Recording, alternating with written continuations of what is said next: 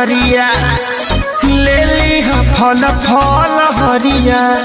जाता जतारा बजरिया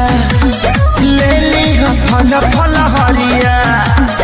मंडी के मूर्तिया में बड़ी सोहाली ओढ़ी के लागेली सुनरी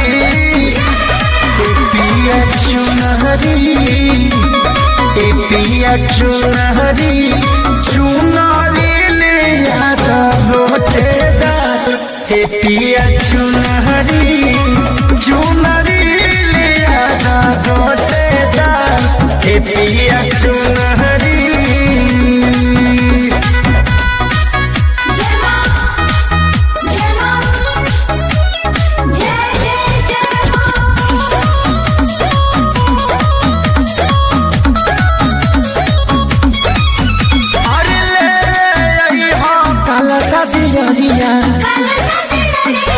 पान के पाता और सुपरिया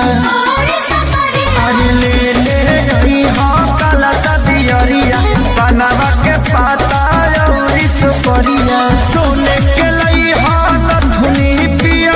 खुश होई है मैया दुलारी ए पिया चुनरी ए पिया चुनरी